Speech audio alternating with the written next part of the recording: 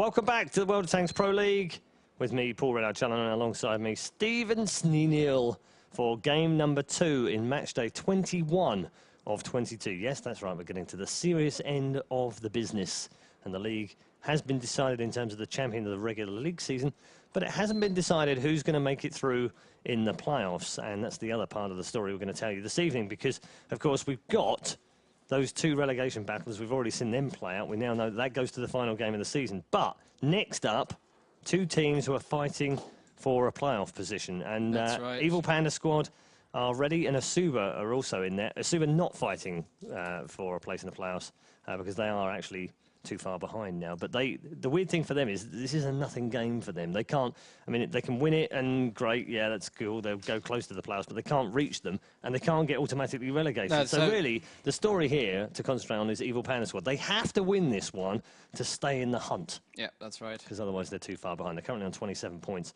just 3 points behind that gaggle of teams on 30. There are 4 of them right now. So we're going to drop you into the game right away. The tank picks have already begun. In fact, already been completed. But let's just give you the lineups either way. We've got 3 AMX 1390s. We're going to start off in Prokhorovka. 4 EPS. We've got the T69. They've also gone for the GW Panther, a tier 6 tank, which means they're allowed to then bring in 2 T2 lights. On the other side, eSuba have gone for the GW Panther as well. So they've gone for double T2 lights as, they've changed theirs around. They've gone for a T2 light, but they've gone for 2 T52s and then 2 T69s and a 1390. So only 3 tier 8 tanks in there. But I like their lineup, Stephen, because the T52s are really useful in Prokhorovka. That's right. We've seen it many times that you can just circle both sides of the map and just cover both sides of the map and, yeah, just keep it safe. Okay, let's let them know that we're ready. And just have to get them to changes in their teams because I'll be following eSuba and you'll be following Evil Panda squad. Just wait for that final adjustment to come and then we can just kick this game off. Well, they're not even going to bother. All right, then. Well, that's nice of them. But we'll get it sorted. We've got Tim in the background. He's awesome.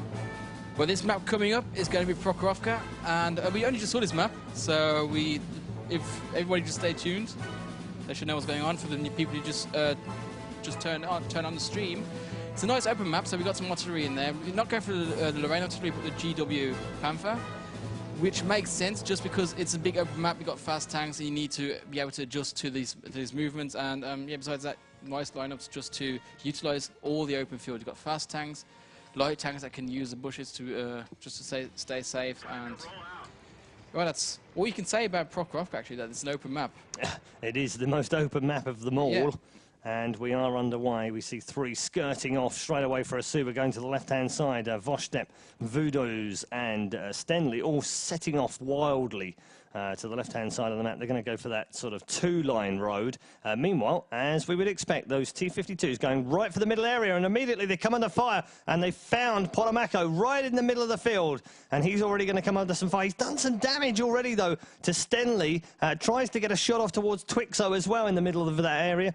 Thomas, in the meanwhile, that T1 will probably go down easily, and does go down very quickly indeed. Already down. That's 1 down, but it's only a T1 for now. Stenley, meanwhile, is busy trying to run off and hide, but also they've managed to disable Pointer a little bit. He's got shot down. He's down to 74 points of health in that other T2, and I think Twixo should be able to pick him off. Stenley's going to come back around, and they get that kill as well. So good start, solid start for them, and they've already got themselves 3 tanks to the good. Yeah, in the meantime, where they was doing all this engagement against the 2 T2 lights, they also managed to take down the GW Panther as well. Just want to mention as well, Sony in the GW Panther has gone. So yeah, amazing that they've lost their artillery straight away off the bat here, EPS, and eSuba are going to just roll straight through them here. That was an insane start here. 10 tier points already down, so they already have the advantage.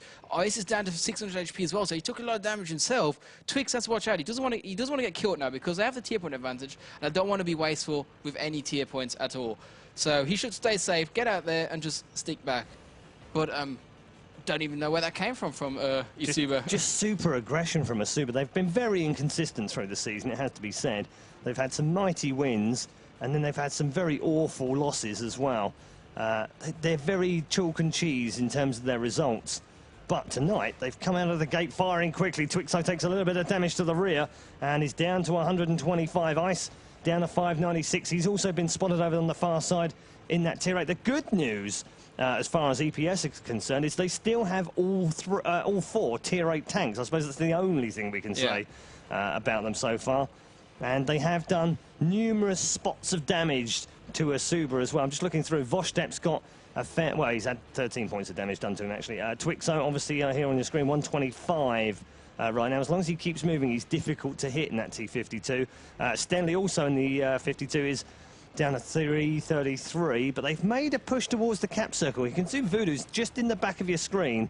Has got 1100 health, nicely ready to pounce on that cap circle if his opposite numbers decide to do the same thing at the other end, which I guess will be the only thing they can do right now. Yeah, this missing artillery is just hurting them, though.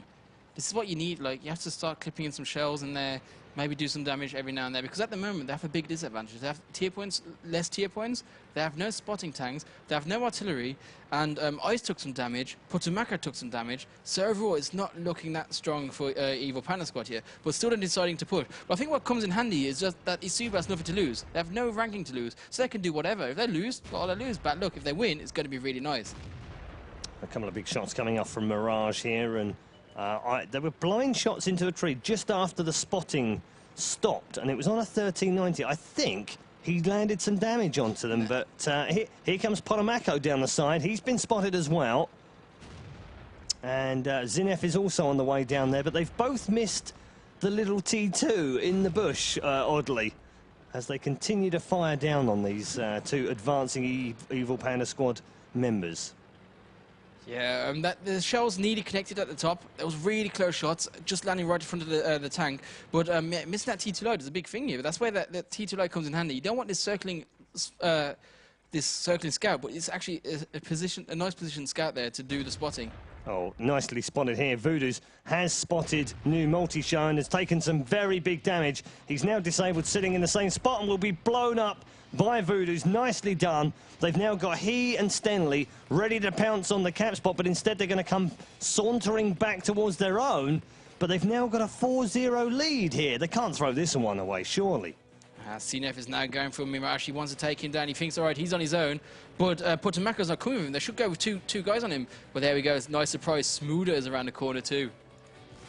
Yeah, they've got Schmuder there and Mirage. I'm going to be a little careful of some team damage here. Just over the hill is Zinef.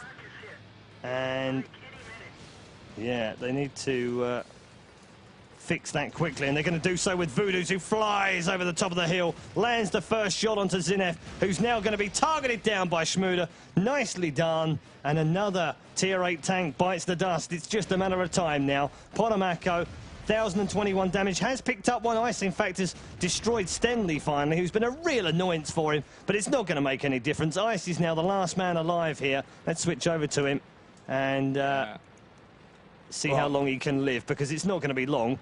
Ice doesn't even bother. He's just... No, I think he's just sitting there waiting to be killed. Yeah, he's just like... Actually, switch over to my camera, because they've got an advancement now. Look at this. Look, all of them are just going to try and track him down. They've already said GG, but it's whoever gets the last kill. And who's it going to be that picks up the last one? It's just a race now towards him. They know roughly where he is anyway. And he's sitting right on the side of the map, isn't he? Yeah, T2 Light's charging right towards him. Should spot him any moment now. Well, he's actually coming from a weird angle. That's why he's spotting today. It looks like Ice just went AFK there for a second. We're now just turning around. Why kill WoT even? No. And there it is. Confirmation then that map 1 brilliantly goes the way of eSuba by 7-1 in the end. Just checking in on the damage scores. WoT's 3 for 2,503 damage. That was a strong round. Doesn't get much better than that. No, that's right.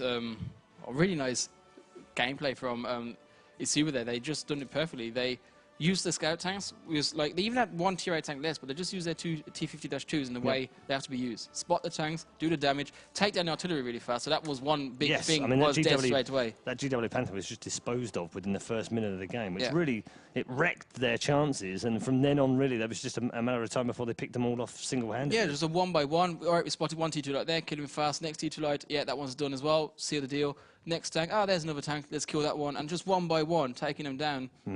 Really nice. And then just sticking done. We didn't do predictions again. how rubbish are we? So with the advantage of eSuba now having a round, where are you going? 3-0 for eSuba. Really? The reason why I'm saying this is because they have nothing to lose. So Well, why go for the defensive? This is a weird game for them because they have nothing to lose, you're right, but they have nothing to win either. Yeah, that's it. Just a bit of pride. So, and usually when you're playing for pride, yeah, okay, you can play a bit sort of back crazy and do a few things that maybe you wouldn't do normally. But I didn't see anything in there that was anything different. They were just very aggressive from the start. And we've seen teams be aggressive on Prokhorovka before, especially with those T-52s. I mentioned it right at the beginning when we saw the tank picks that I like their setup because the 52s are very mobile. They are, and Twixo in particular loves that 52. He really is. He's just all over the place. And Stenley was a nightmare as well to hit, just moving all over the place in the middle of the map. And it really does promote that. So we're going to move on to map 2. It's going to be Abbey, the new draw map in World of Tanks. Who knew that that was the case on Abbey? And the tank picks have begun. So let's drop you into that right now. We've already have round 1 from both sides. Voodoo's for eSuba has picked a T1 and a T69. And Evil Panda squad have gone for a T1 and a 1390. So all standard so far. But isn't this a perfect situation to start testing new tactics again? Possibly. I mean, for eSuba, yeah. Yeah, because you can test tactics in training rooms with your sparring partner, whatever, sparring partner, but you never, it's not the same as in a real game. And since it's a real game for Evil Panda squad, because they have to win, it's a real enemy for them. And if you come up with some crazy tactics and you can win with it, this is the best situation where you can start training some stuff. And yeah, we do see aggressive push on Prokhorovka, but did we see him that aggressive? Well, we have seen every now and then. Yeah, I mean, it's not... I wouldn't say it's what we see every time on Prokhorovka, but we have seen that kind of T52, double T52 into the middle and just cause, you know, a lot of... The reason that they're a havoc-creating tank is because they're very quick, and they've still got a decent amount of damage about them, but what they're really trying to do is just distract and spot at the same time. They're draw almost attention like towards them. Part scout, part annoying. That's basically what their job is in the middle of that field. And what they're doing effectively is drawing the fire in, even though they're very difficult to hit. They take supreme skill to hit them when they're running around at that speed. And then, of course, the focus is lost by the other team. So the distraction technique that they used in the middle of that, the middle of Prokhorovka, really did work. And I've seen that a number of times. Well, you have to keep in mind our fastest map, 1 minute and 30 seconds, was on 1 minute 14, I think, wasn't Something it? like that, just like it was charge the middle. Very quick. Charge the middle, boom, boom, boom, boom, boom. Game Done. finished. All right, next map, guys. So tank picks have continued with the 1390 T69 for eSuba. They've also added a T1 and a T69. EPS have gone for a 1390 and a Bison.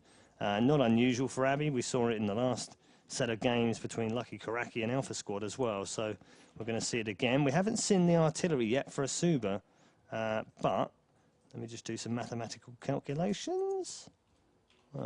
2 tier 1s, 4 tier 8s. That's 34. So they're going to go for a straightforward 5 tier 8 lineup. EPS on the other hand have gone for a 5100 and a T69 to finish off their main rounds. They've both got a single tank to pick right now.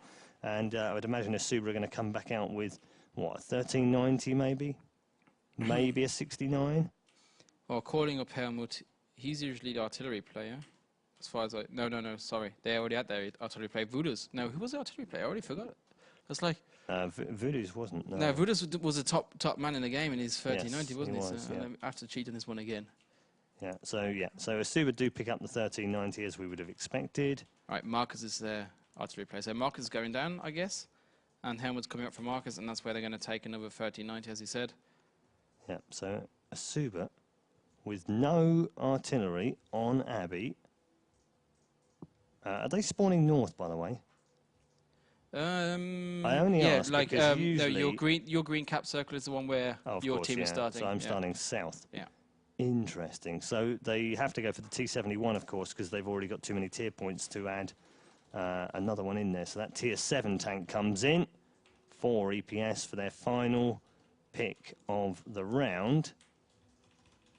And we are going to see one team with 5 tier 8 tanks in and the other one with 3 tier 8 tanks in, a tier 7 and the artillery. So only one team, EPS, going with artillery. Wasn't it 4 tier 8, sorry? Should be 4. 1, 2, 3. Yeah, it is 4. No, I mean EPS. You said 3. It was 4 tier 8s, 1 tier 7, the Bison. And Sorry, the, yes, yeah. No, you're right. Yeah. Yeah. No, the odd difference is obviously that they have to take a tier 7. That's right. So they haven't got 5; they've got 4. And Because they've brought in the Bison. Yeah. So we are going to see. Interesting for me though is that usually you see one team taking the Bison if they spawn south. yeah. Okay. But in this particular case, we've got eSuba who are spawning south and haven't taken the Bison. And instead, the North team don't always take artillery, but in this case, they have. So it's almost a complete switch around from what we saw earlier on between Lucky Karaki and Alpha Squad. Let's get ready to go then. We are into map number 2. It's going to be Abbey. Yeah, maybe eSuba just want to mess around with artillery. They can use the normal. They can just use a full tier 8 lineup here because you have a tier 1 on the one side. Put the tier 1 maybe up the middle, or just make sure you can spot the middle. You don't have to put him up the Abbey because he's not that fast. Well, it is a fast tank, but not fast enough to hold the Abbey against maybe a 30-90, whatever what comes from the other side. So yeah, just put one tier 1 in the middle, keep that side, one tier 1 on the other side, and then just push a full 5 tier 8 tank push over any side. I think we might even see the bottom side, the right-hand side here, and just going to charge for it again. It worked fine in the first game, so why shouldn't it work on this map? See if you're right. We're going to find out what they're going to do with the tier 1 first off for eSuba. WoT is going to go to the right-hand side and try and spot from the hills this time. Not the first hill that you see in the middle of your screen right now, or the one at the back, which we've now called the Snee Hill. But they are going to put Thelmo up there. So they are going to have one spotting one side and WoT spotting on the right-hand side. Meanwhile, the rest of them, all of those tier 8s are all going to pile up onto the left-hand side of the map, into that 2 area, sort of around G2, F2, and set up from there. EPS on the other side, they're actually going down the side where I predicted eSuba to go. They're heading towards the right-hand side of the map, down the lower valley, and you're just trying to hold the position here, because that's what they have to do. They have the artillery, so they have a bit less firepower and a bit less HP.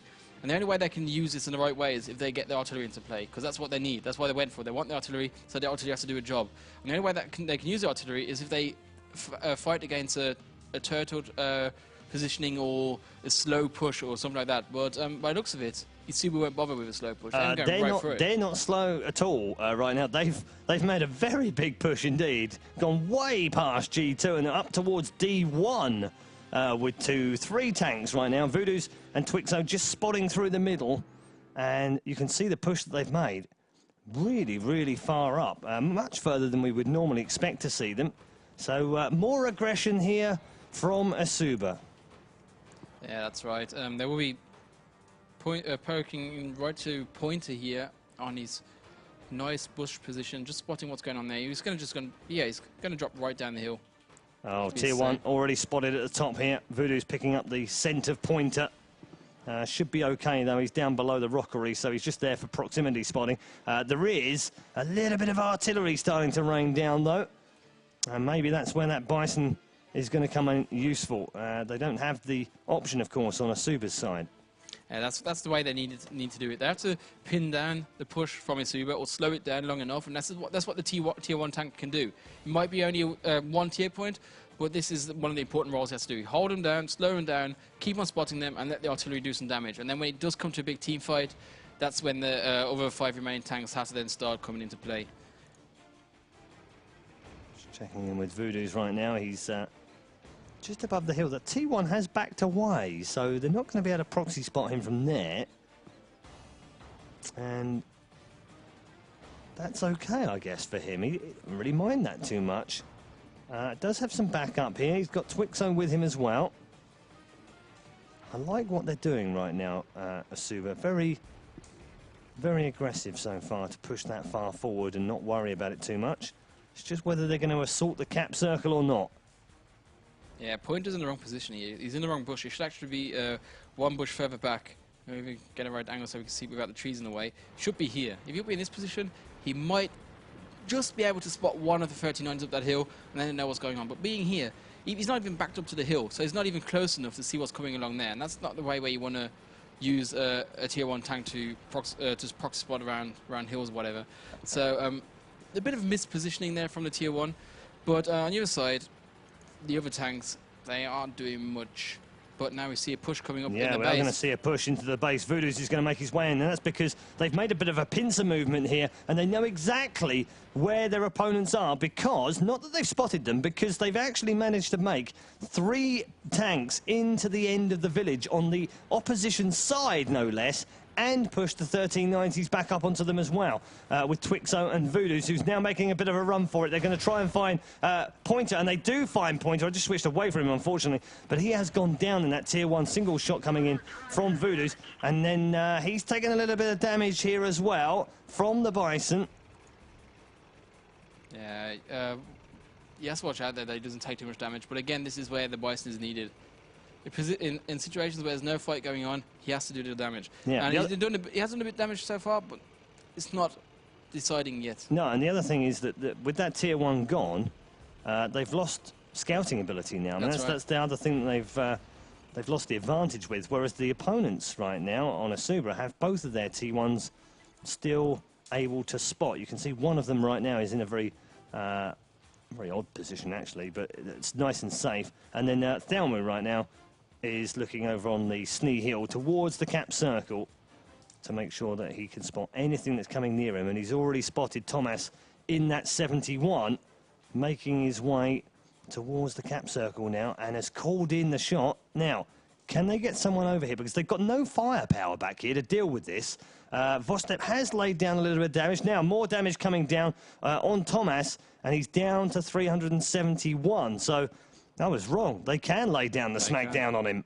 This combination between both tier 1s was important. You had the one tier 1 in the cap circle, spotting the T71, and the other tier 1 on the right-hand side, spotting any backup coming. And they know nothing's there. So this T71 is all on his own. They should have just charged all 3 tanks towards the cap circle, killed this T71, because that would have been 8 tier points difference then. And that's, again, giving him a leading position. Now that they didn't do so, Tormash just about managed to get out there, down to 371 HP. So not that healthy, but he's alive, and that's one of the important things here. Yeah, it's been spotted again here, and Voodoo's has come back towards the cap circle just to help them out a little bit and make sure there's no silly things going on if these 2 T1s get spotted. And as so far, well, I think actually he's done his job, because Tomasz has decided that the retreat option is far more favourable for him right now. We've got 3 minutes 45 remaining of map 2, and so far gameplay being dictated to by eSuba, who are in control but not ahead in tier points. Not yet. They managed to take down one tier 1, but that's not deciding anything at this point of the game. But yeah, this one T71 really low. I still feel like they should have killed him. They should have realised he's on his own. He's easy killable. So why not go for it? In the meantime, Evil Panda squad, they know it's all on the line for them. They need this win, so they can't do anything dodgy. They lost their spotting tank. They have a T71 on low HP. If they lose him, that's 8 tier points. So they know we can't do anything dangerous, anything dodgy. Let's restart. Let's go from start from 0 again, and just hold this position. And that's what they're doing at the moment. They have 130-90. That's, let me just look for him. That's Putamako in his nice tank up on the bush, up in the bush, up on the hill, just chilling around there, seeing what's going on. Might be able to get 1 or 2 shells and then just back off in a nice safe position down the valley again. The other 30-90, also similar position, just covering a different angle, and then the remaining tanks top right of the corner, not doing much at all. It's very strange right now. Neither of them seem to want to go for the win, which is a little peculiar, I have to say. I do hope we're not heading for another draw on Abbey. That would be weird. It would be. But we've gone the entire season without them, and then suddenly we have 5 draws in the same evening on the same map. That would be very odd. It would. What's missing here is the artillery. But now it looks like eSuba are going for the cap. They don't need a draw. They realise most of the tanks they're all on the right-hand side. The T1 again is still an important position. Oh, I'm just saying they're going to go for the cap with their own cap they're circle. actually in their own cap Yeah, circle, I just realised that as I realised that the T1 is still on the right-hand side of the map there. 150 remaining. Still no push coming from either team. eSuba just starting to look at the right-hand side of the map in that 8 line with that 1390. Schmoodler here is going to just sit back, wait, see if he can pick up anything. I suppose one of them, in particular, eSuba, if they pick up a tier 8 tank now, obviously they will win. Yeah. But interestingly, Evil Panda squad might as well just go for this, because even if they lose a tier 8 tank, right now. If eSuba lose a tier 8 tank right now, they won't lose the game. Yeah, they're so fine. they might as well go for this, but yet they're not, and I'm finding that a bit odd. Yeah, I was just thinking that 3090 coming down the right-hand side down the valley, he was going to try to hunt down the T71 because I know he's nearly a one-shot. Well, 2 shots and he's sorted. So just go for him, kill him, and then he has nice escape routes. He can go up the hill and then just drop on the other side, and that's where his mates will be waiting for him. So I was hoping to see something like this, but at the moment, eSuba is slowly closing in, but the time is running out. There's only 50 seconds left, and I'm not sure if the time is going to be enough. The T69s are coming down the right-hand side, still hunting the T71. Yeah, there's a 1390 which has been spotted just outside the village, and I think that's going to get a call to arms for them as well. I'm desperately trying to find out which one's going to make it first. Stenley is going to be able to spot just outside into the vineyards, and they are going to go for this. That 71 now has turned up right inside just inside the cap circle now, and Potomaco is coming under fire here. 2 big shots from Stenley. Only one of them landed. Now the second one does. He's down at 657 with 16 seconds remaining right now. And EPS, well, they're in a bit of trouble, and they've just got to survive now for the last 10 seconds, and they'll be okay coming under fire from Voodoo's. Now, if Voodoo's going to go down here, if he does, that's fine, because they won't lose the game, and it is going to be another draw. Wouldn't you believe it? I feel like another T69 was missing in the middle for that 39. They saw that he was on his own, so why not take D route, go towards him, and just gang up on him? I'm actually unsure why eSuba didn't become more aggressive, knowing that they had that tier point in the bag, that if they'd lost a tier 8, wouldn't have mattered. They wouldn't have lost the game. They could have been super aggressive, shut down that T71, and they win the map. They even had They even had a tier 8 instead of a tier 7, so it's even more firepower, more HP.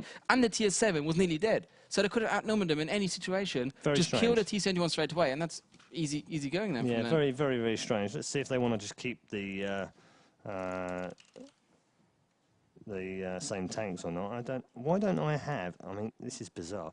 I don't actually have a question mark. You don't? No. You do? Yeah, but it doesn't work. Is it German or English settings? I don't know. Press Z. It's English. So your an question English mark setup. is going to be there. No, it's not. Now you have to do big. What? Ah, there we go. Look, I've got it. Yeah. Weird. Thanks for that. Yes. Keyboard lessons with Stephen Neal. With my English keyboard at home with a German setup, it's so hard. It's so hard. See, That's why I know. I can't cope because, like, the German guys put like at on a Q, and I use that a lot, obviously, with emails, and I can't get on with it at all. Yeah. Oh, grrr. You don't have no in the English keyboard. You don't have any. No, on any of the other letters, letters, no. no, But no. we have Euros on the E and at letters on the Q. It's really bizarre. I still can't get used to it. I've been here for 5 months and I still can't get used to it. Just checking to see if the 2 teams are going to make any tank changes or any lineup changes. I don't think we are going to see anything. I mean, why would they? Yeah, Voodoo says if you don't want to change, we can start. Looks like Sony asking any changes. Looks like they don't want to change either. There was no need for it because I think at the end, if it goes to tank picking, they're just going to pick the same tanks again. Yeah, we saw that, didn't we? A few weeks ago, there was no. repeat? We want to redo the picks. So we were like, okay, fine, you go ahead and redo the picks, and then both teams turned up with exactly the same lineup. Wasn't even Synergy like with another 10 minutes pick or something that would have just like topped it. Bless them. Yeah. Talking of Synergy, by the way, just while we're in a little bit of a break, congratulations to Synergy. They have been signed by one of the longest-standing professional teams in the world, Team Dignitas, out of the UK, who have sponsored many clans in the past and brought them into the fold of Dignitas. They've got a massive lineup of different games that they support, and I'm really thrilled to see Team Dignitas supporting World of Tanks as well. We'll see them at DreamHack, presumably in black tops and yellow trim, with a nice logo on their chest as well. Really nice to see that many professional teams are realizing the development of World Tanks and actually think this is worth picking up. We have Mousebots in there, we have WoT Pro, now Dignitas, Dragonborn's in there, eSuba, so many big names, and I'm sure many are going to follow. There's a few rumours doing the rounds right now about other teams that are trying to find teams in World of Tanks that want to pick them up and have them in the Pro League, so it's only going to get bigger from here on in. It is. This is only Season 1 after all. It is. We're just at the beginning. Of course, we had esports before, but that's more like kind of we want to get esports started, so join us slowly, and now it's getting professional, and it's reaching a level where other games have been for a long time, and I think World of Tanks is doing big jumps there, and I really like the development. Yeah, we'll see what happens at the DreamHack finals, which are going to be taking place in a few weeks' time. Really looking forward to seeing the top 6 teams battle it out to crown a champion for Season 1. Plenty of money on the line as well. It is. While we wait for the map to count down, maybe we can just give you some results from the other games. Let's we have do that. Savisha against Spale. Spale taking it 3-1, as expected, more or less, and they needed it because they did need it. And that's saving them their slot, kind of. And on the other side, one of their competitors who wants this slot as well is Dragonborns, dropping 3-0 against WoT Pro. Big loss for them. I mean, we said that Dragonborns would struggle a little bit. Let's drop into the game, by the way, because that has begun. But while we continue to talk about that, we said it was tough for Dragonborns now because their last 3 games being against 3 of the top 4 teams, MYM, WoT Pro and Synergy, meant that they were really struggling to make it into the final 6. So good news for Spale this evening, bad news for Dragonborns. And we'll see Spale take on Krasnokar on Thursday, and that'll decide both of their fates, I think. We might see both of them qualify from that match. In fact, I think Spale now, almost technically, mini-league-wise, can't not make the top 6. It's going to be hard. Not because they can't mathematically be caught, but because actually, with the way it's set up in the last games, it means that there are 2 teams who play each other, and they can't both win. Therefore, they both can't overtake Spale. Only one of them can, and that should mean that Spale are now safe in the top 6. It definitely means the loser out of Meteor Makers and Dragonborns has no chance at all. Yes. So that's like 1 team already eliminated, and then... and it would be amazing to think with MYM, because they've been in the top 4 pretty much the whole season. And also pretty much the whole esports kind of scene since it's becoming more professional. MYM's always been up there. So to see them drop out and not make the finals would be almost unbelievable. Meanwhile, let's get back to this game. We are a minute and a half into the game. No action so far that you've missed. And a similar sort of setup again from eSuba. They've made that push once more up on that 2 line. This time with 4 tanks, not 5. They've just left the 1 back. Actually, they haven't left him back at all. Stenley was hiding. He was just behind the other side of the rockery. So you can see that they've got those 5 tanks set up in the midfield. Not quite so advanced as they were before. Oh, hello. What's going on? So they're going to pile into the village here very early on. All 3 of them. They did that in the last game as well. But not this early, it took them their time to do it. And now they're just going for it. Well, it makes sense, because why do you have to wait 2 minutes for it? Because these 2 minutes won't change anything. So why not go straight away for it? Indeed. That's what they're doing. On the other side, we just see the same situation from Evil Panda squad again. Sorry. They have most of the tanks around nearly every tank on the right-hand side. The AMX 5100 just closing in the cap circle, making sure no cap comes along there. Usually you wouldn't do that, but because the other side doesn't have an artillery, he can sit there, no problem. He's safe. There's nothing what can rain down onto him. In the middle, we have Tormash and his T-71. Not going too risky this time. He has a lot of backup there, so he can't get killed that fast. T-69 getting spotted in the middle, though. Ooh, T1 spotted inside the Abbey here as well. Stenley and Schmoodler both trying to fire off towards Pointer, but they won't get through there towards him. He has taken 9 points of damage somehow. I think that might have been part of his escape plan, though, that's got him damaged. I'd rather take 9 HP damage than taking 115 there, so definitely worth it. Dropping down here, destroying some buildings on his way down, but he should be safe and get out there without any major problems at all. And there we go. Took his time, leaving a trail of destruction behind him, but he's safe, he's good. And that again slows things down. Teams have had a very slow start to this game, considering the speed that we saw on Prokhorovka from eSuba. Very aggressive, of course. But again, the speed will start off really good, didn't it? Yeah, you think so to start with anyway, but a couple of blind shots coming in from Stenley. Nothing doing, but they have managed to pick up the scent of Tomash now. So I've got a feeling Schmoodler and Stenley here will be off to try and track that T-71 and see what it's doing. Polomako now has also been spotted on the far side. He's on J7, so he's really motored up there and is coming under some damage now from the T1. That one will go down very easily, though. There's just no protection for WoT there. And Polomako this time has gotten rid of one of the scouts. That's right. The other scout is going to try to... Well, the other scout from EPS now, Pointer, who actually already dropped down that hill, is going right back up there. He wants his position back, and he's got it back. He doesn't want anybody to push him away, and he's going to get another spot on these 2 T-69s in the middle, just to make sure they're going to stay around there and they know what's happening. 3 T-69s were spotted, though. They should know that... Well, if they realise, if they read the names, they know that they spotted 3 and not just 2. So again, important information. 3 tier 8 tanks in the middle. What can this mean? And how will Evil Panda Squad adapt to this? And the way they're adapting is actually not adapting at all. They feel like there's no adapting needed. Yeah, weird. eSuba completely controlling the Abbey area, and if the cap circle was here right now, they'd have already won the game. But the problem for them is the cap circle is off in the distance, so they're going to need to make a move at some point. Just that single tier 1 taken down so far, so that isn't enough to win them the game. Lots of pings going on right now too, so they're not that bothered about Pointer in the other T1. They've got the single one that they wanted, and now all they need to do is find a tier 7 tank. Actually, they are bothered by it. Look at that. Mirage decides that actually he's had enough of Pointer annoying him in the Abbey, so he's just going to blow him away. That's right. So Pointer is dead, but a bit unlucky that he actually killed him there, because that's one of the escape routes from the Abbey, and it's now blocked. So there's only one way. Or there's some other ways out the Abbey as well, but they take a bit longer to get there. But for now, just evens things up. Both losing 1 spotting tank, 1 tier 1 dead, or T1 dead on each side, and that's just about it.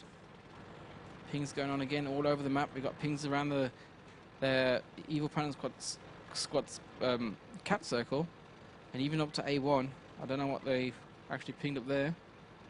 No, they're random pings, aren't they, when they do those?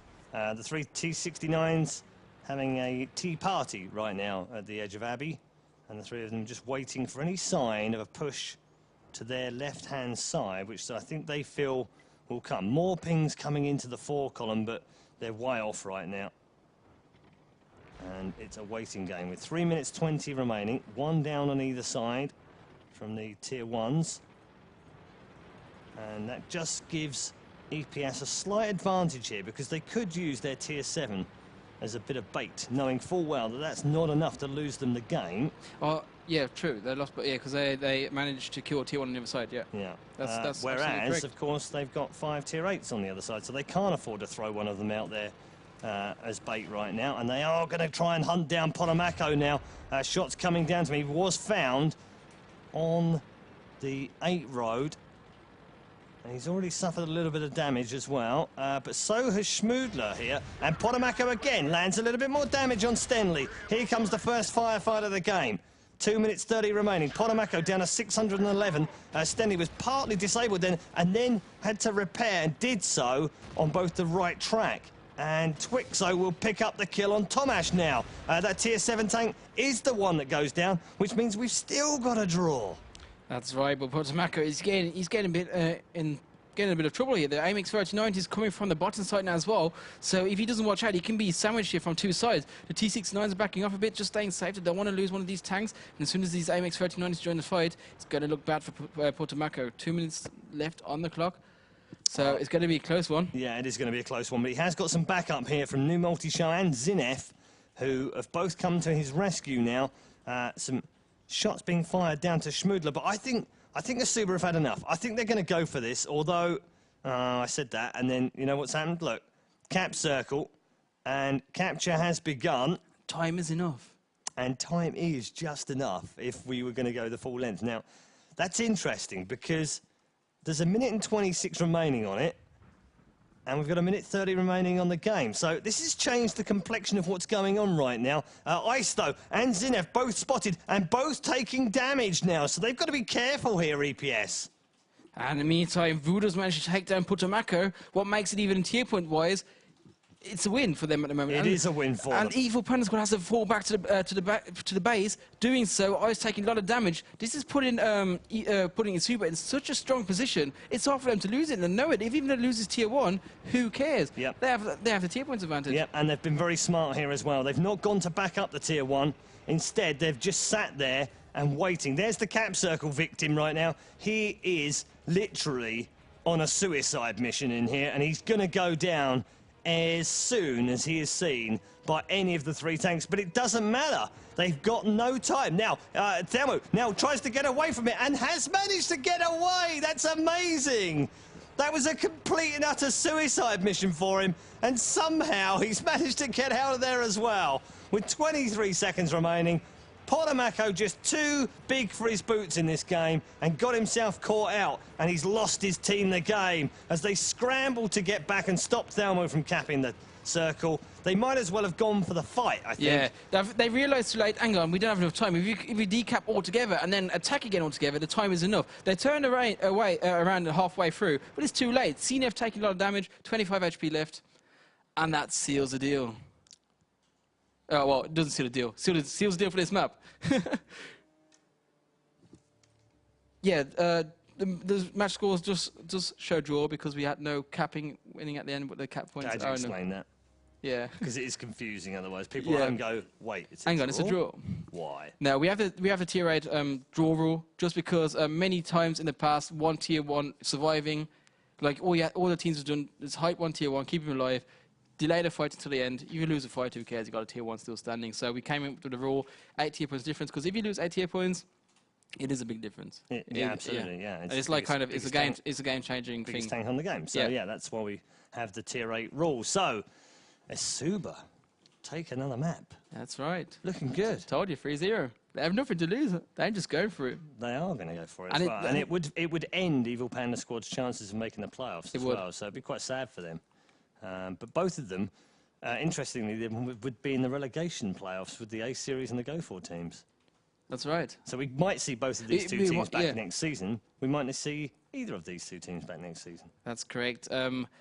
Thinking about this, like looking at this situation, would it be harder to play against somebody who's in the same situation as you? Because then both are playing defensive and you can just stick to your game style. Or is it harder to play somebody who's a strong team, has nothing to lose, so they are so random? Yeah, I think it's hard to read them. It's hard to actually... They're a dangerous team to play right now, eSuba, because there is nothing to win, nothing to lose. Yeah, so they don't and care. so you don't actually know what you're going to get. Are you going to get them coming out like that, aggressive and hungry? Yeah. Or are you going to get them coming out trying new stuff, which you're not expecting? You're right. It's a very difficult team to play right now. So we are ready for tank picks on the Himmelsdorf, map number 3. So we'll get that underway right now. 2 T1s for eSuba, a T1 and an IS3 for EPS, and then an IS3 and a 5100 for eSuba so far. So all standard IS3 5100s as you would expect, with 2 T1s in the mix as well. Did you say your prediction before? I said mine. I can't remember if you said yours. I said it would be 3-1 to EPS. Well, that doesn't work anymore. No. This makes me happy. Which just goes to show, never trust a red-eye prediction. That's right. It's about as reliable as travelling with me. Oh, thanks for telling me that. Yeah. Do we have the same flights at DreamHack? No. Thank God for that. Because I'm flying in from LA and you're flying in from LA. I am so lucky. I just feel You really... are. You're very lucky, because if you were travelling with me, the red-eye curse is strong. And you break everything. And I break everything except for planes, fortunately, so far, fingers crossed. But the red-eye curse is really strong, travelling-wise. Seriously, there is a... I got trapped in a tunnel this morning for 30 minutes on the tram. Last stuck with 1 hour and 20 minutes in the traffic jam. So I wasn't that lucky either. But good to know. I know I'm not going to travel with you. Good idea. Yeah. Can I get a lift home tonight? No. Walk. Don't even take the tram, because the poor people on the tram, they don't want to be screwed either. Oh, dear me. So tank picking has come to an abrupt end for some reason. And they should be fine, because they've taken more than a minute and a half. They should be picking. Let's just remind them about the 1 minute rule.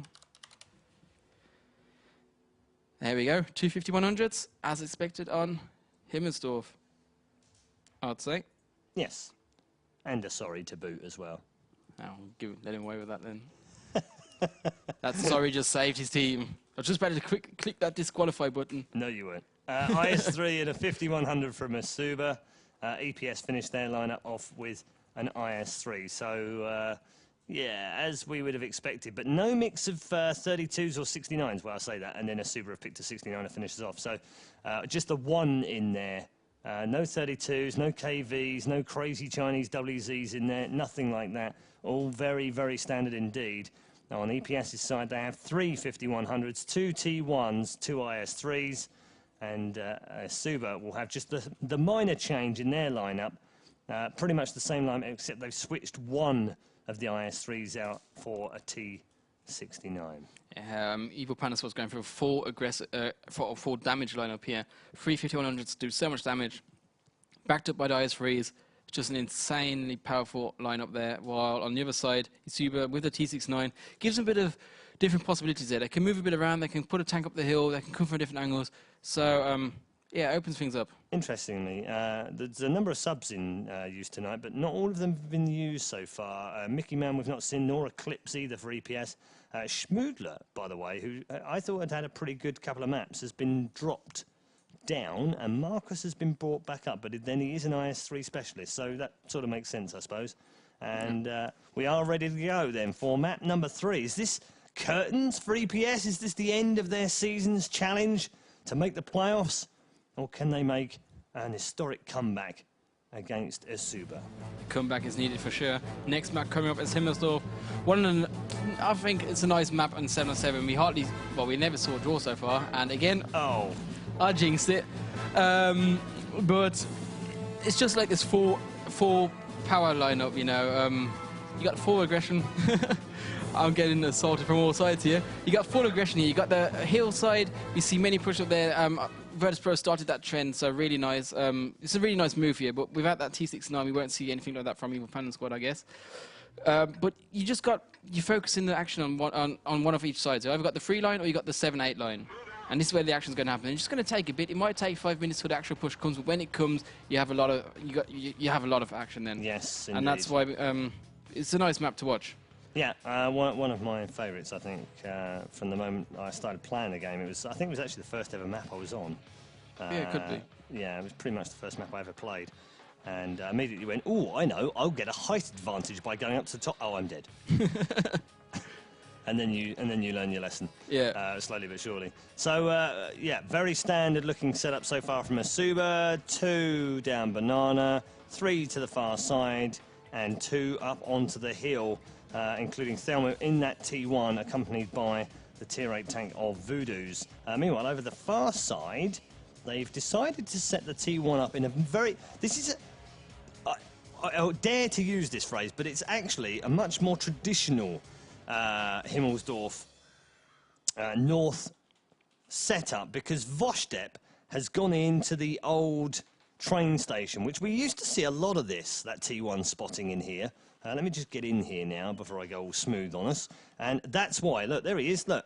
That's a very traditional spotting point in Himmelsdorf. But we haven't seen it recently.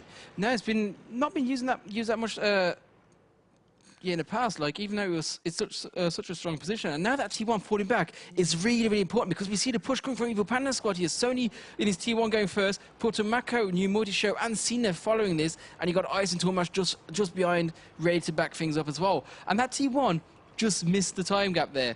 Heading back, and Evil Panda squad used that little window they had, and they got through without getting spotted at all.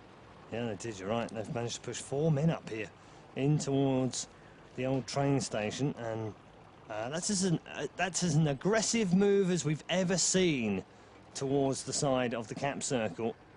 And they've got control of the entire 1, 2, 3 lines on Himmelsdorf. Very interesting move from them. Now, one does pop up on the radar. That T1, I don't think it's going to live for much longer. WoT somehow, though, has got himself to the other side. Look at that. That's cheeky, that is, right now, because he got spotted by Ponamako, didn't get taken down, and now he's proxying in on Sony as well, and Ice has also been spotted, so I think eSuba will know what's coming next. Yeah, that was a really nice positioning from WoT. He managed to spot everything, even dropped down behind this small pile. I thought, yeah, that was a bit of a mistake there, because then he was firing into the air, and Zinef easily able to pick him up. But that extra little bit of time used to spot was really useful. Yeah, and he managed to spot New Multi-Show, he managed to spot Ice, he just knows what's going on here, and that's just really important information. And he bought enough time for eSuba to get the nice positioning here now. Do you see the 2 MX 5100s on your side? Just getting there nice and steady, aiming towards the cap circle. If anything comes around that corner, they can start landing some shells. And there we go, 2 perfect. shells. Double shots from both of them, both land, and Zinef down to just over 50% of health. Ice has already taken some damage. He's down to about 50% as well. And Mirage and Twixo perfectly set up in those 5100s to try and land damage. They've also spotted a 5100 outside as a base capture starts here as well. Thelmu is up on top of the Citadel. Voodoo's also up there as well, trying to spot. Meanwhile, they're going to have to go back and sort something out, because there are two inside the cap circle right now. Yeah, this is famous one tier 8 tank covering the one side. We see here Tomasz is right there, covering any kind of shots coming from the bottom side, and Sony's just behind him. So Sony can't get a shot from the bottom. If you want to kill him from the other side, you got these three tanks there. You got the ice in his eyes free, nice all down position. You got CNF now backing him up, new Mudshot behind him. So it's really, really hard to decap this tier 1 tank. But since Tomasz has the most cap points, they've got to get back as well, because we've only got, well, we had 20 seconds or so now. They've only got one inside that area anyway now, because that T1 has gone down. And fire continues to rage, but the cap is still going up. They're going to have to send someone back right now. Now, two back towards that cap circle. Vudos and Stenley are going to take him down surely here. The firepower is going to be too much, and they have decapped it as well. So no problem at all. Marcus has also picked up the kill on Ponomaco, and now the counter cap has started too. So we've got both caps going on at the same time. Tomasz firing back from the cap circle. Ice is also on the edge of that. If he goes in, that would speed up their cap, and they might just get there first. It's a 3-1 scoreline right now in favour of eSuba. That's right, so tier points and tanks are looking good for eSuba, but Evil Panda squad has a nice position here. Cap is in favour for them also. Oh. So even though with the second tank in that cap circle, it is speeding things up. It is going to speed things up drastically now. You can see the time just really being cut down massively. 60 plays 40 in terms of the cap points right now. Which way round is it going to go? It looks at the moment like EPS can take this one. The 5100 not able to take him down so far, and there's Mirage is very low on health, but they've got to get someone back there. There's only 5 seconds remaining right now, and if we don't get back into the cap circle, they're going to win this one, and it is capped, and they haven't been able to destroy him. Unbelievable. And EPS have claimed the map. So close. That was really, really close. It was looking so good for eSuba. They killed the tanks. They'd done so much damage. The tanks in the cap circle weren't that healthy either.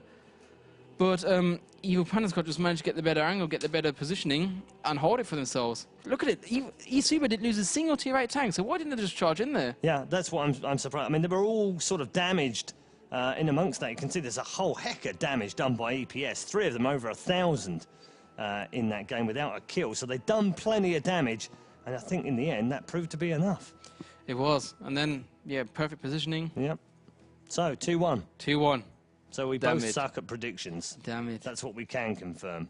We're both awful at them. Yeah. I think, have I ever got a prediction right? I think I haven't done one since we started the predictions. I haven't got one right. Really? I think, no, I haven't. Stephen Neal, everyone, our expert. Yeah, I'll try my best. Did you ever get one right? No. I'm not supposed to, though. There we go, second expert. Actually, I did get one right. I got the Spale one right. Yeah, well... When I said they would win, and they did, and they won 3-2. I think I might got Verds Pro right, but that's not a hard one. What did you predict, 3-0? Yeah. But I don't want to give you credit for that one. Okay, we won't give you any credit for that one. No. I think anyone could have decided that. Okay, so map number 4. Now, I've heard a rumour about I'm just going to stand up and walk away. That Mines might be someone's favourite map.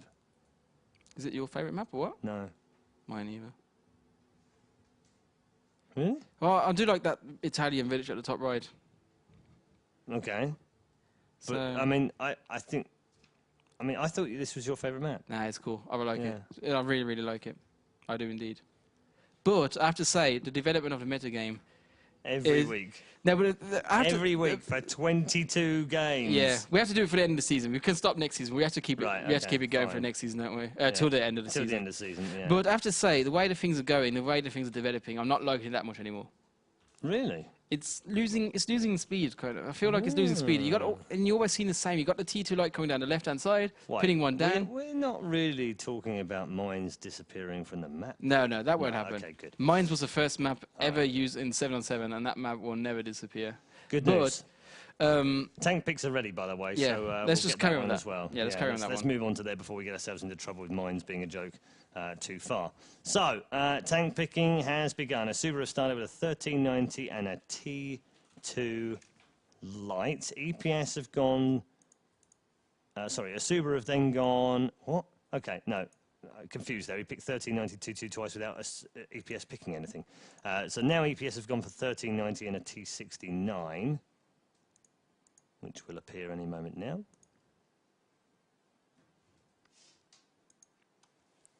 Yep. And the GW Panther is coming back out for a eSuba. They've gone for that in conjunction with another T69. In fact, they're only T69 because they had a 1390 T2 start. So GW Panther is out. Artillery map, of course, mines, so fairly predictable. Sometimes we've even seen double artillery on mines for the south spawning team. I think what most artillery we saw was one team with 90 points, the other team with 80 points, stuff like that. I remember, actually, someone took a GW Panther and a Lorraine. One team. Yeah, I can't recall that one. Yeah. Because it was a ridiculous composition, and we were just like, how's that ever going to work? And there were 13 tier points used for artillery, which was the most I've seen of any game, but we have only seen it once. Yeah, we're talking about double artillery and a lot of artillery we see in Bison Court now from eSuba with a 1390. So that's a GW Panther and a Bison, and Evil Panda says, well, nice. That looks nice. Yep, that's a nice combination. We'll have that. Yeah. And they've mirrored it. So looking at the picks so far, it's going to be identical, bar a T69. Well, if they go for a 1390 here, eSuba, then we are exactly going to be the same, and they go for a 69 extra. So they've gone for two 69s, but if EPS now go for a 69, it's still a mirror match. Oh, yeah, yeah. I missed that first T69. I was just looking for him scrolling around, but it's actually one we caught with the GW Panther. So let's see what Sony picks for his team. Well, we might see another T69. It's kind of standard that you have two T69s because they chill around the middle. And there we go. Second T69. Well done. So mirror match. Indeed. An exact match on both sides. Two T69s, two 1390s, a T2 light, and two artillery in the form of a GW Panther and the Bison.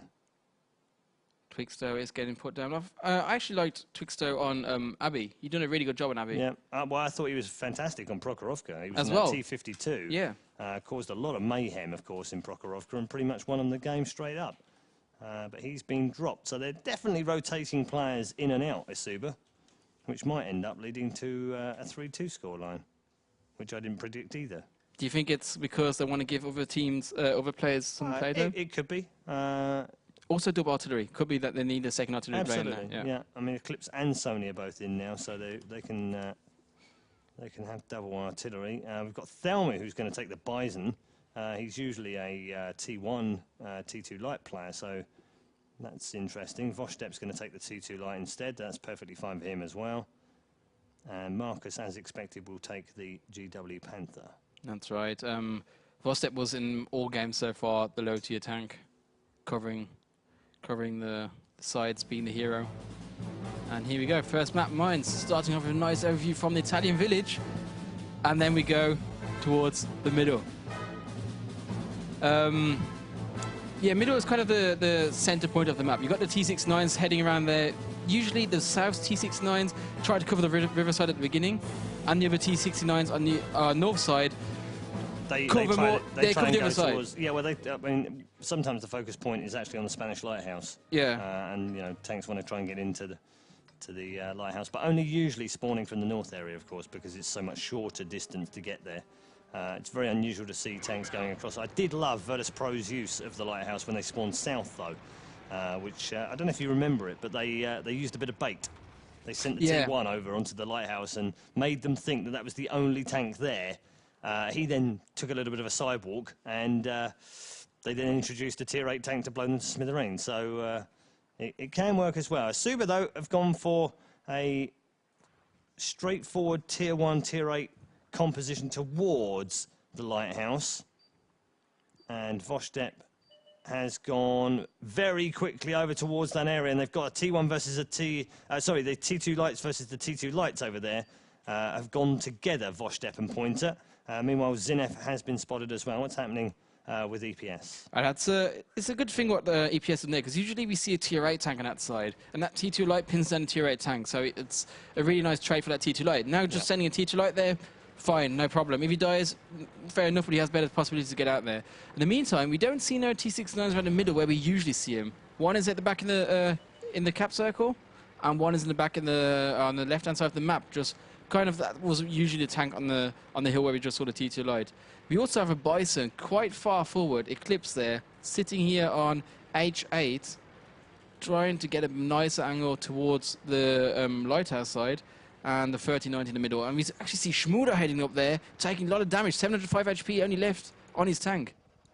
Yeah, Schmudler, first man to lose some health, and he's now been covered by Voodoos. Schmuder nearly taking some friendly fire there. And they're both getting each other's way here. Awkward, super awkward. That's not going to work. And finally they free themselves from being trapped against each other, but they've both taken damage. Schmudler and Voodoo's here. And that's slightly awkward from them as well. More damage laid down on Schmudler. Again, just getting in each other's way. And they're going to have to try and get out of there. Ice is now going to flank round here, and he might be able to pick up the kill on Schmudler, who's being slowed down. Oh, lovely shot from the GW Panther, lands right on the top of Voodoo's. He's blown to smithereens, and Schmudler runs for the hills to get away. Yeah, that's right. They managed to do some damage onto CNF here. He has to watch out, though. He's down to 337 HP. He's taking a lot of damage. Mirage coming around the corner. 108 HP left. I should have covered it, but I've just thought, no, he can die. I have to go back. I have to stay alive, not take much damage myself. Stanley taking some damage here as well. Ice also taking some shrapnel to the side of his tank. And a trade so far of 1 for 1. Zinef on one side and Voodoo on the other side. We see Putamaki doing a drive-by, heading all the way up to the cap circle, managed to spot Marcus, and he's going to take Marcus down, and after that he can go for the other artillery, take down Helmut, and as both artillery's dead, that's even 8 tier points there. Big blow, Putamaka's missing shell though, and he takes a one-shot. Marcus managed to defend himself into tank destroyer style, unbelievable, killing him with a one-shot, just because he missed that shell. What a shot. Unbelievable. Fantastic stuff from Marcus. Ice, meanwhile, has also picked up a kill on Schmudler. So, again, trading tier 8 tanks for tier 8 tanks, but the less and less they have less, it's going to become an artillery battle. 2 tier 8s left on either side right now. Mirage and Stenley both very damaged too. So they're not going to look for this one. Vostep now in the T2 light has been disposed of. That won't make any difference to the tier point game, even though it does give EPS a 3-2 advantage in personnel. Yeah, the big advantage what he gets now with that T2 light, he can just charge through. Pointers heading towards the artillery now. Even Sony managed a blind shot is Helmut in his Bison, and the last artillery standing is a GW Panther there, and he has to watch out that he doesn't get killed. Yeah, EPS now leading 4-2. Coming under a bit more damage here from Ice, who gets another face fall from the artillery. He's now going to come under fire from Stenley here as well. Marcus doing his job in that tier 6 artillery.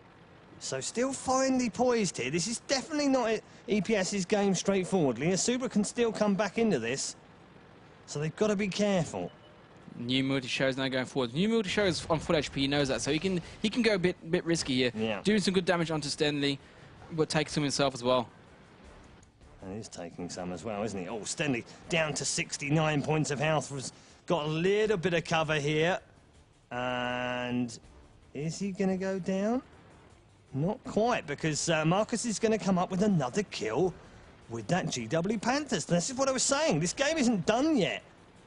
It's not in the bag for EPS. They've got to be very careful. And not careful is Ice, who's taken another big shell from Mirage, who's still hidden. And Ice has no idea where he is. These 2 tier 8 tanks have 230 health and 69 health points between them. It's literally on a knife edge. And again, New Moldy Shell takes 2 big shells. He's now down to 470. Really, really nice. Really strong play from eSuba. They just used their spotting abilities. They knew where they can shoot without getting spotted. But there comes a counter shell from the Bison. Big shot there. That wasn't important though, because eSuba was catching up. Shells now running down on Marcus in the other Bison, who, well, now it's really up against it. EPS fought their way back into it with some great work, but now they're 5-3 down, eSuba here.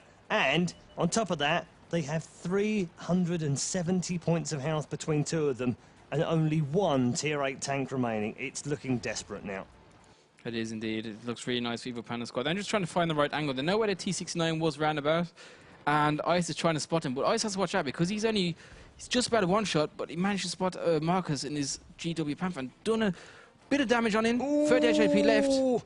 Oh dear, this is very bad now for eSuba. 38 health left on one and 69 points of health left on the other one. Again, I think you could just run in there and smack it with a hammer and it would fall to pieces, and that would be GG. It's only a matter of time now. 3 minutes 25 left on the clock. I can't see how eSuba can win this, let alone survive with these last two tanks. It's going to 2-2.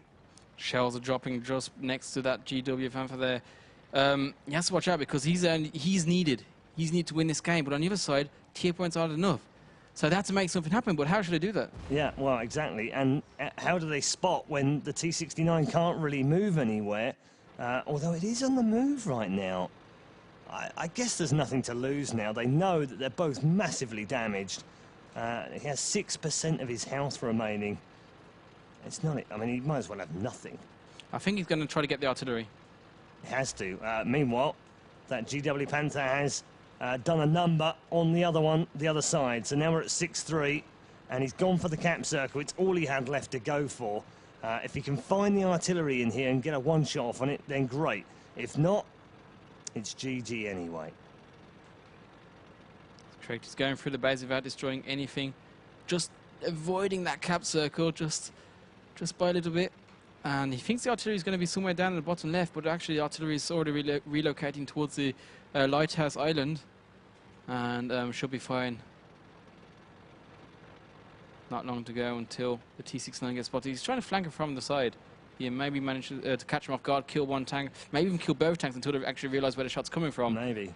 And then that puts a bit of pressure on them, but this would be a miracle if he can win this. It's a 4v1 with 69 health points. That's it. That's all he has left, Stenley here. Also, I want to point out that 7 of the 9 kills in this game have come from artillery. If you didn't think artillery was important, there you go. Then mine's just showed you why it is. The final kill comes in, GGs are exchanged, and EPS hanging on by a thread to their playoff chances. They had to win this game to stay in touch. They were 2-0 down. It's now 2-2. That's right. They're fighting. They want to win this game. They have to win this game. So they have to bring up anything what they have. Looking at the artillery's damage, 3,100 in total, or nearly 3,200 in total from both artilleries. That's in total 8 tier points. And that's insane. On the other side, we see 2,300, still a really impressive amount of damage. But there we see how artillery comes in handy. Absolutely. Arty, handy. That's what it is. Handy. And we're back to 2-2. It's all square. We've had 2 amazing matches tonight. The first one, a relegation battle between Lucky Karaki and Alpha Squad coming through that one to hold on to their slim chances of playing in the Premier League next season. And yet here we have 2 playoff candidates. One, eSuba, who could no longer make the playoffs, but EPS were on the ropes at 2-0 down, had to win this game to stay in touch, and have now pulled it back to 2-2. And guess what that last map's going to be? Wide Park. Guess where Evil Panda Squad's starting? North. By the looks of it, they're starting north. Amazing. So, if you haven't already experienced Cookie Monster Park, as we've come to love it and call it, it still gets a chuckle from Melly as well, weeks on. It's because the eyes, it's all about the eyes. There are Cookie Monster eyes on the map. They weren't put there, like, on purpose, but, you know, I just looked at it and went, it looked like a Cookie Monster, and that stuck. So that's why we call it Cookie Monster Park now. It is, of course, officially known by Wargaming as a Wide Park. And it's not that wide. It's very narrow and very difficult to counter if you're a south spawning team. But I'm going to say, eSuba's going to win this. Really? Just because they have nothing to lose and they can do any kind of weird stuff. You're just trying to get some of your bet money back from not being 3-0 to eSuba. Okay. eSuba actually would have won it 3-0, but they thought, let's make it interesting. Yeah, this is our last game on a show. We've got to make it a bit exciting. You know, we can't just stomp away Evil Panda Squad. This guy, really. Okay, we're ready for our 5th and final map, which will be on Wide Park. Tank picks have begun. In fact, they're well through them. T1 5100 and a T1 T69 for EPS. eSuba have come up with 2 T1s, a 69 and an IS3 from their 2 rounds so far. Let's find out what they're going to pick next. So far, pretty much as you thought. And I would imagine we'll probably see a 5100 now in the mix somewhere from eSuba. Won't be any artillery on this particular map. That would be ridiculous. I was just trying to come up with something while the tank picking's going on, because I'm still hoping to see the 7 tier 6 English tanks. Yes. Will Spale be safe? Or will they ruin any game? I'm just kind of... it depends on if No, Dragonborn's... they might ruin the game if they were to play like that, because Kazna Crew will still have a chance of making the playoffs regardless of their result this week. But if Dragonborns loses against Synergy, they won't make it for sure. If I got that right. No, not true either, because they would have 30 points, so would Kazna Crew. And That's one correct. of those have to go through. So, That's correct. yes. Yeah. There are 2 matches on Thursday, of which 2 of them, of the 4 teams in action, will definitely go to the playoffs. Yeah. And a third might do as well. So, Big games. massive games on Thursday night. Can't wait to see how that one plays out. We will be covering Spale versus Kazna Crew, and I'm sure the Finns are quaking in their boots because they've only ever won one of their matches shown live on the broadcast, and have blamed me many times for that curse that we broke mid-season, thankfully. Makes things easy, doesn't it? It Just does. blaming you. Yeah, well, absolutely. I probably, last week when they lost, I probably thought about a broken turret in my head or something. Yeah. It transmitted all the way to Helsinki and, blew up a couple of Finnish tanks or something. I don't know. 5100 and T32 for EPS and 2 5100s for eSuba. So there's the 5100s out on the plate. We expected them to come out, and they are done so. The 32 is interesting there because EPS have combined that with a 69, and eSuba so far have an IS3 in their lineup with the 69. So a little bit of a difference, but not a huge amount. Why would a team pick a 32 rather than an IS3? It's just because of the... Let me just show the community here. In this position, I hope you can see the mouse. If you put a T32 there, it has an insane... It's an insane position for a T32, because all it does is just peeks above with with his turret, and doesn't take damage. And on the other side, you can deal a lot of damage with any tanks coming over the right side. And the right side is the most used side from teams who spawn in the south, if they don't just completely turtle in around the cap circle, what we haven't seen many times, thank God for that. So you always want 1 T32 in there, and some even take 2 T32s. Let's just poke EPS because they're taking their time. They've taken over 2 minutes for that next.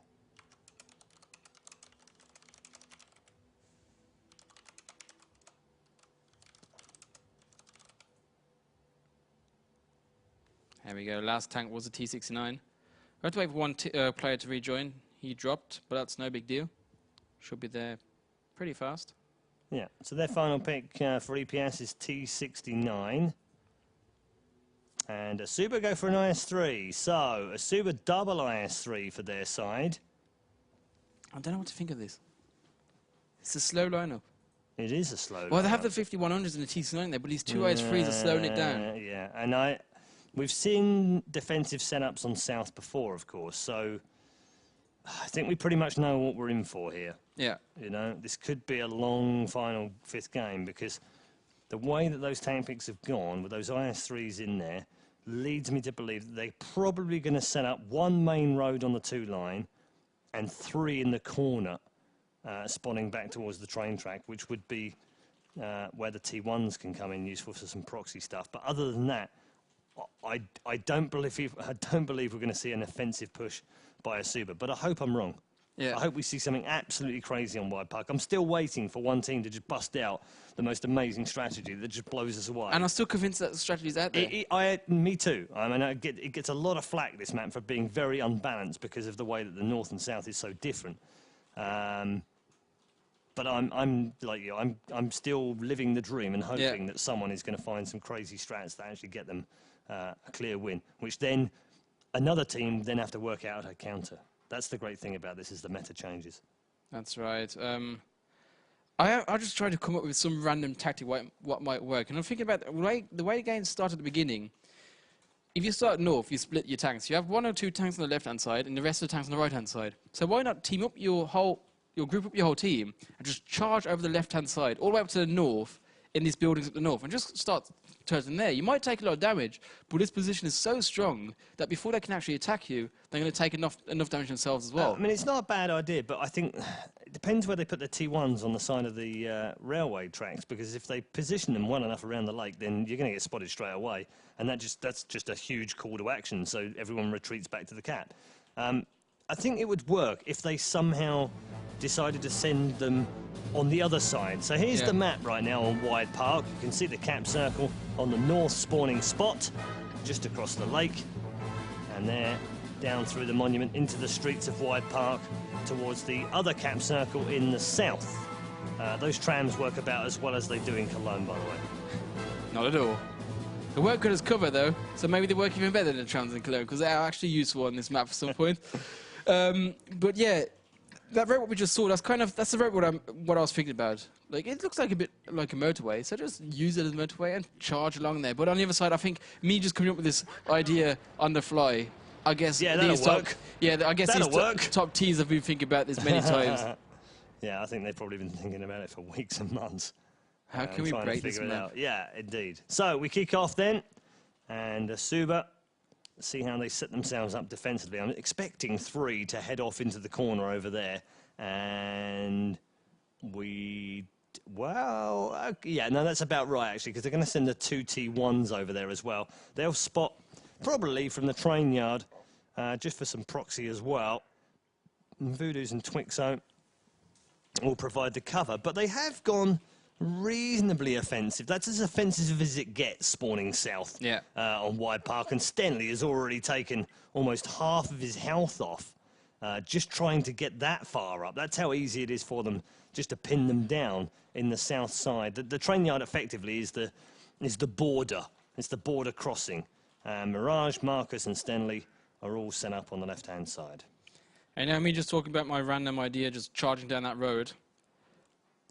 eSuba would have been destroyed completely. They had two MX-5100s sitting at this corner. That would have killed us straight away. They got the T-32s backing up. The T-69s around their corner as well.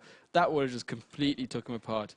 But it looks like Evil Panda squad, they want to start getting a bit aggressive here. They know that this one IS-3 has taken a lot of damage, so they want to get a nice angle.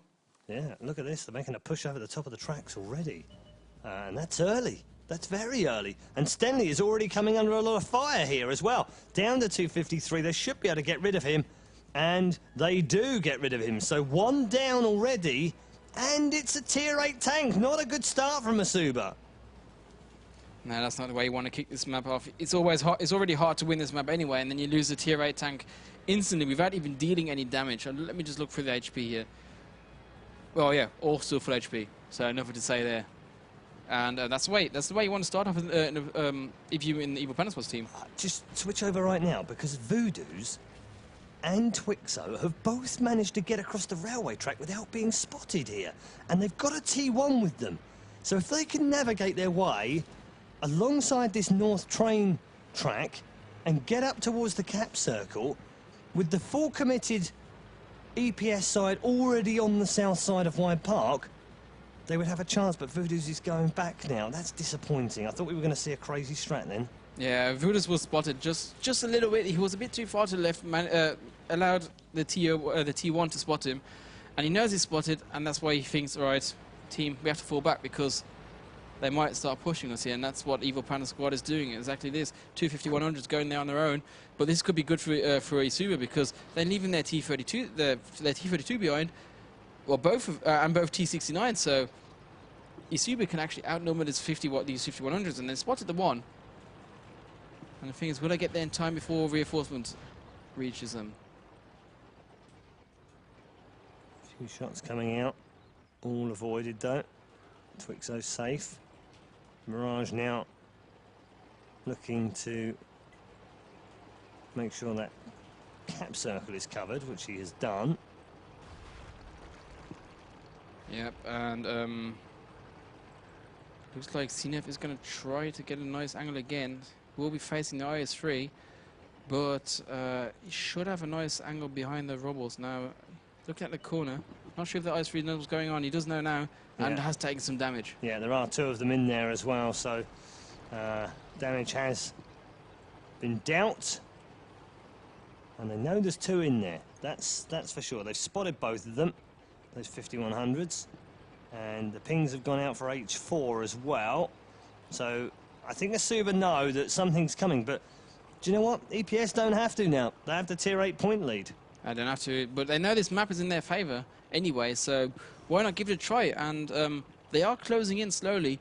eSuba has no idea. They haven't spotted the T69s yet. And now the 5100s could charge forward. Yeah, here we go then. Mirage does charge forward. They've got 2 of them coming forward now. Both of those 5100s. It's a 5100 party right now. And more damage done. They're going to get the first one here. Potomako goes down. Zinev's now going to go low. He gets blown up as well. And in a blink of an eye, eSuba have taken the lead. But here comes the EPS cavalry right now. And they're all on reload. So their first one goes down.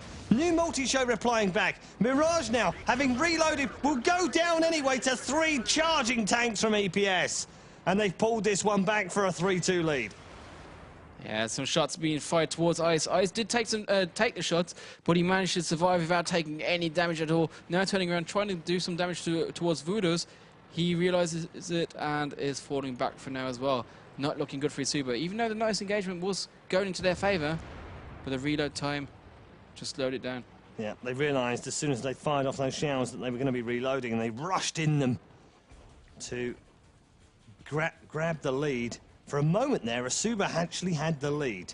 They were ahead by a tank, tier 8 tank. So, for a moment, that's all it was, a brief moment and a glimpse of victory here on Wide Park. And now things settle again, just a little bit. Although this that's going to help, because that T69 getting rid of the T1 means they now have a 4-2 advantage in score. Also means they have a personnel advantage of 5v3, and only one of them is a T1. So a tier point gain and a personnel gain. But on the other side, this T69 killing that tier 1 means he's missing in the fight. So that could have been the only opportunity where eSuba had the chance to actually tie things up again. But now the T69 managed to regroup with the team, and should be enough to win a fight. But since even Voodoo's is down to 700 and a bit more. Yep, 756 for Voodoo's right now as he ploughs his way through the factory awnings and will crush this gate. Always wanted to do that, by the way. What, drive a tank? Drive a tank through a gate. Just because you can. Here we go. Fire going to take place here. Voodoo's on a very big disadvantage. New Melody Show's going to get the first 2, and there's the third. Blown up. Thelmo's going to take out the other T1 right now. And so Marcus and Thelmo, wow, Thelmo's been blown to smithereens by EPS. And now look, Marcus, the last man alive, is going to go down very quickly here to 2 tier 8 tanks in a row. Although they're both on reload right now, so they've got to be careful. But GG, well played. Marcus is going to try and ram him because he's also on reload right now. This is super awkward, isn't it? It's like a couple of old men dancing in a nightclub, only in their 80s, because they just can't manoeuvre around very quickly and they can't have enough power in their punches to knock either one to the floor. Finally, Thomas comes in with the final shot, and that T69 will win it. And EPS, the evil Panda squad, come back from the death after being 2-0 down. They claim victory by winning 3-2. And I had Evil Panda Squad as winning 3-1. I was closer than the expert who said eSuba 3-0. How do you feel about that? Good. How about them apples? Good, because that makes you the expert now, and I can just sit back when the questions come in, you can answer them. Does it heck? Does it heck? So fantastic win from EPS there to come back from 2-0 down. And that does mean that they stay in touch. They now move to 30 points, which we know Dragonborns also have. It just makes that midfield battle even closer. We had 4 teams on 30. We now have 5 teams who can possibly make the playoffs on the last day of the season. Yeah, that's right. So Thursday night, don't miss it, 7 o'clock Central European time, is going to be unbelievable for the mid-table teams to try and get into the playoffs. We're going to check in with Melly once more and find out the community predictions, see how close you were to finding out who was going to win. How many of you had eSuba and how many of you had EPS? Melly? Done calculating. And The community was right from the beginning. You saw that picture, right? Which I... No, that's coming later. Saw something else. No, that's fine. You carry on. So the community were right. Yeah, exactly. In the end. They vote. No, it was the whole time for Evil Panda Squad. Yep. And even when they were it 2-0 came down. with Yeah. the Good whole guy time, community. like the whole time. Nice. With and it ended with 65% for Evil Panda Squad. Excellent. So And community, well our done. vote is still 80-20. I don't mind. I don't mind. I don't mind being I the would underdog. like to quote something. Yes.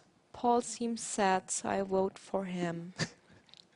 So Paul sweet seems of sad. you. I guess from your 20%, 10% are just people feeling sorry for you and just giving you a bit So now, not only am I the underdog, but I'm also getting the sympathy vote. Yeah. It's not a good sign, really, is it? No, it's I not think I might looking be good. going down as far as the community. And the community were right tonight on EPS. Exactly. Which means it's probably curtains for me on Thursday. If you have no idea what we're talking about, by the way, Melly and I have a 1v1 series going in different games. And now we were working on CS before, and I won the CS 1v1, as I should have done, really, with all the experience I have in it. And now we have a 1v1 set up for Thursday night after the final game. And we have to set up we'll some see whether rules it's- so we can prepare we've properly. got a guy that can do rules, actually. We have 1-on-1 rules. That's Yeah. sorted. You guys Oh, sorted. You just perfect. focus on your game. I got this backed up, guys. Okay, fine. All right. Do we have any questions to finish off this evening? I know you want to show some pictures. Yeah, I've got Yeah. a couple of questions. Okay, you do questions and then Stephen's and some The pictures. picture is great. Oh my goodness. It is awesome. Oh my goodness. Okay, This is first, not going to work well. first question. First question. What should be done to balance out the available tanks to make more of them appealing to use in tournaments to play? Well, Oh, that's a big question, right? if it would be that easy, it would be I sorted, think to we be would have honest. already solved it, to be Yeah. honest. It's a tricky It's one. a very, very difficult question. I'm not even sure it's to do with the tank. I mean, how about we change the tier point numbers?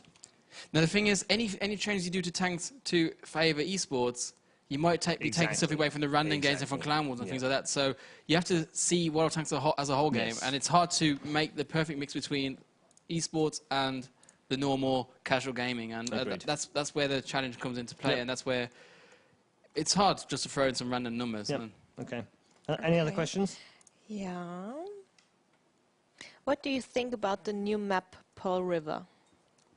I only got to play it twice, and I've been playing many games in the past, and I've been keep on trying to come on that map, and I have no idea how to play it. Really? I have no idea. I'll get killed. It doesn't matter where I go. I'll just get ripped apart straight away. Okay. So So maybe not in the map pool just yet then. not yet. 'Cause I can't say from my point of view, but We'll get I'm definitely feedback from the I'm definitely players gathering anyway, so feedback yeah, and see if that's a absolutely. proper map. Yep. Okay. Okay. That's it. Okay, cool. Thank you very much, Melly. We'll keep your mic open so you can comment on these pictures. Well, I just got one picture. It's really. Lord above. I dread to think what's coming next. But anyway, It's okay. It's a cool it's one. all right, is it? All right, come on then, let's see it then. It's awesome. Actually, a good one. Actually, Look at our that's faces. really, I like that. And you know the good thing What is, I don't like, though, is the fact that me and you are in black and white and Melly's in colour. What's that all about? yeah. That's the only problem with this picture. But if you look at you looking at the commander's hatch with the headset on it it, does look funny. it looks good. And that's got a raised eyebrow, so that makes me look very Germanic. Yeah. I like this one. I'm like a German tank commander in there, And aren't I? I have to walk. Yeah, you charge forward. Yeah, charge. The men drive the tanks, the women lead the charge. Oh, God. Okay. She might be pulling the tank. She might. Yeah, we might have I been. think we're moving into dangerous might be water here, so it pulling might be a very the good tank. time to close down the show while we'll quit while we're ahead and all that. Thank you very much to Melly. Thank you to Tim for the production as usual. Thank you. What? I want to stop one thing before we close it.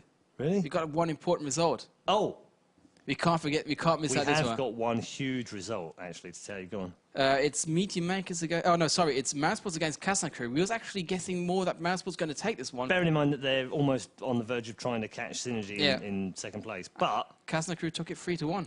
amazing. It And that has- really important points. That's a massive 3 points for Casna Crew because it now means they have 33 points in the league, the same as Spale, and they meet on Thursday. And we have to work through our whole calculations. It's going to be I'm going to have to bring my math A game Yeah. on Thursday, and I might even have a live scripted bit of PHP just to figure out, depending on which result works which way, who goes through and who doesn't go through. Because we were discussing about, we were talking about it, and we actually put this game like, oh, this is probably going to be win for a mouse. We're figuring it out. That makes no more sense. It's going to be a crazy night. Don't forget to join us at 7 o'clock Central European time on the World of Tanks Pro League for the very final match of the season. Who makes the playoffs? Who finishes in the top 2? Who gets relegated? It's all going to be decided on the final game of the season. I can't wait to see it. Thank you very much to Melly and to Tim, and of course to Mr. Stephen Neal. I'm Paul Red-Eye Challoner. And it's a good night from me. Good night for me too. From me as well. You have to discuss these things before.